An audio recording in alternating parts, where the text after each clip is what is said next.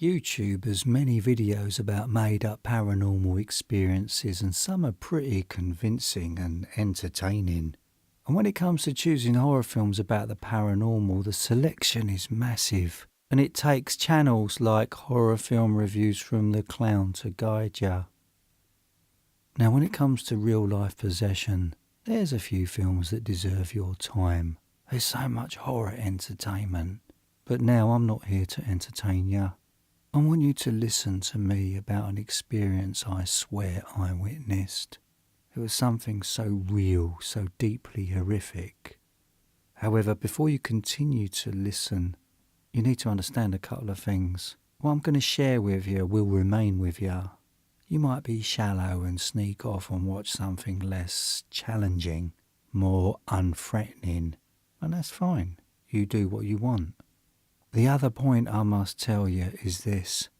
Me telling you about something that's so personal, so close to my soul, so serious, fills me with such emotion that I've had to invest in a new tracking addition to this video, which is this. Anyone hiding in front of their screen who dares to press that dislike button will be known to me. Cowards will face unpleasant consequences.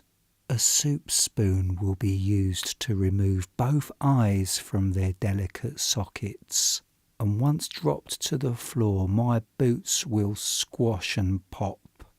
And that's the first sound a coward will hear when they begin to spend the rest of their days without seeing. It's time people took responsibility for their actions on YouTube, just like in your real world. The real life.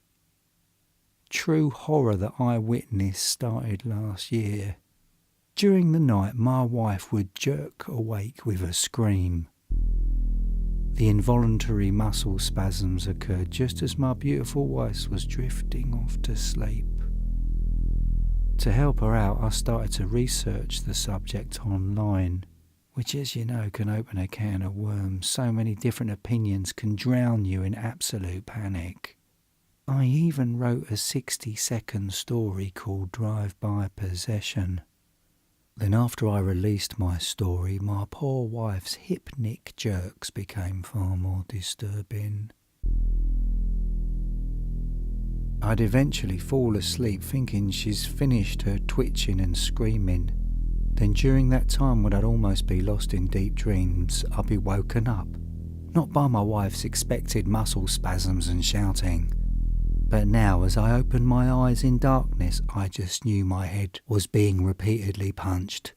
The love of my life was trying to cave my skull in with her fists, and man, she could pack a fierce punch. I fell out of our bed onto the cold wooden floor, which reminded me where I was, in my home, in what's meant to be a safe place. I couldn't leave the house for days. I ain't vain. I just didn't want to shock strangers because of the bruises on my face. The weeks went by, the doctor's appointments for my wife, meetings for my wife with brain specialists. Then the day came for her to have some tests to see if she had epilepsy. We were both relieved that she didn't have to wait too long, and by the time the day for the actual hospital test to take place, my wife's nightly waking episodes had calmed down. I think we had just a couple of weeks of peace, and that wasn't because of any medication. Things just went smoothly for a short while. So in my heart I was feeling positive, and I slipped into that jokey husband role to help diffuse any tension. I was allowed in the hospital room, and there was a bed for my wife to lie on, and it was just me and a nurse lady whose main job was to do these tests. And during the tests the light had to be switched off, and then a large metal arm with a series of flashlights introduced itself from the ceiling. And then the 3 cameras in the corner of the room started to record if anything happened during the test. And there was me relaxed in the corner out of the way, just being the supportive husband. My wife was lying down on the bed with the dormant flashbulbs just 11 inches from her pretty face. All set to go, and then the flashes begun. and they had that distinct bulb clicking sound I expected with a flash. After 2 flashes, my girl's rested body started to convulse violently. The nurse immediately turned on the main light and ran to my wife to calm her down, and my reaction was also immediate. I also ran to my wife, but the nurse got to her before me. And as the nurse was caring, gently talking to my wife literally grabbed the nurse by the throat and threw her across the room into the opposite wall, knocking the nurse clean out. I stopped in my tracks just a couple of feet away from my wife, and at this point she got up and looked at me. She didn't say anything. She made some deep sound that seemed to come from her chest. The sound was like the growl you get if you attempt to take away a dog's bone.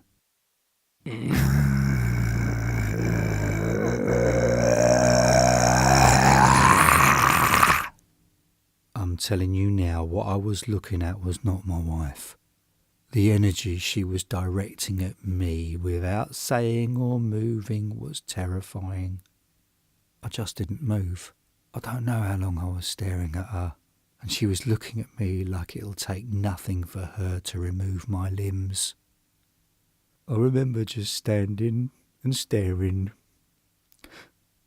and crying. Crying because I felt absolutely useless, and crying because I was so scared. Thankfully the nurse was okay. Hitting the hospital wall with such force gave her a hairline fracture, and after 4 days under observation, the kind nurse was given the all clear. Everything's back to normal at home now. My wife is fine, and thankfully she doesn't remember what happened in the hospital. And this morning we had an appointment with a brain specialist who wanted to talk to her about the results of the tests done over the past weeks. And on his computer screen I saw the inside of my wife's skull. The doctor said there's no sign of epilepsy or tumour. He turned and said to my wife, "You've got a beautiful brain." And then I asked him, "So as you found nothing, could she have experienced demonic possession?" No lie, the doctor nervously said, "I can't write what I'm about to say down in these notes, but off record, we can't see anything that caused these hypnic jerks or what happened during that test. So yes, this definitely could be an example of possession which thankfully has now disappeared." Me and my wife are looking forward to a good night's sleep tonight. Hopefully my wife will never have to go through what I witnessed that day.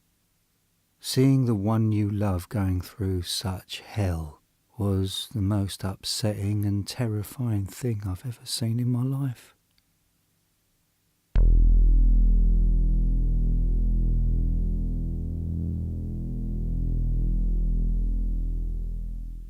Check out my other YouTube channel, Horror Film Reviews from the Clown.